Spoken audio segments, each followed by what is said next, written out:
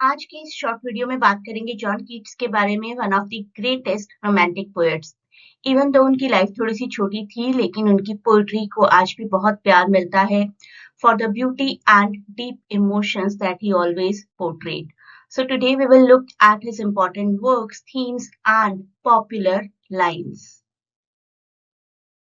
Keats died at the age of 25, but his work made him immortal in literature.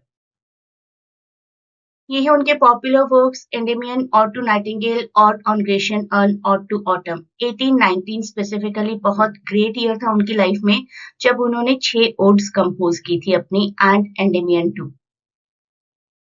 Odd to nightingale बहुत खूबसूरत poetry है, pains of human life में तो pens बने ही रहते हैं क्योंकि हम अवेयर हैं उन पेन्स के, लेकिन नाइटिंगेल अवेयर नहीं है कि एक दिन डेथ आएगी, and that is what makes the Nightingale immortal.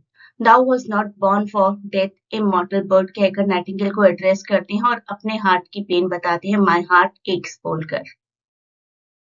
Beauty is truth, truth beauty. और टू ग्रेशियन अर्न की बहुत ही पॉपुलर लाइन है जहां पर वो कहते हैं कि ब्यूटी से बढ़कर इस दुनिया में कुछ भी नहीं है। और टू ऑटम में ऑटम सीजन को वर्शिप करते हैं, season of mist, mellow, fruitfulness. Endymion poetry में भी ब्यूटी को वर्शिप करते हैं, based on a Greek myth. The famous line tells that true beauty gives lasting happiness. This idea is central to all of his poetries. फिर उन्होंने एक concept दिया negative capability का, जहां पर उन्होंने शेक्सपियर को बहुत एडमायर किया, ये कहते हुए कि राइटर्स जब भी लिखते हैं तो वो सिर्फ लिखते हैं और इतनी कन्विंसिंग पावर के साथ लिखते हैं कि हम ट्रस्ट करते हैं जो कुछ भी वो कह रहे हैं वो बिल्कुल सही है, चाहे वो गोस्ट दिखा रहे हैं, चाहे वो सुपरनैचुरल एलिमेंट्स दिखा रहे हैं। तो राइटर्स इस तरीके से लिखते हैं, वो उनकी नेगेटिव कैपेबिलिटी होती है कि we do accept everything without thinking कि it is having any logical explanation और not. So Keats can be remembered as a poet of beauty, imagination and deep emotion, and his work remains timeless because they connect with human feelings and the idea of beauty in life. मेरे ये short quick videos आपको काफी help करेंगे अपने किसी भी competitive exam की revision के लिए।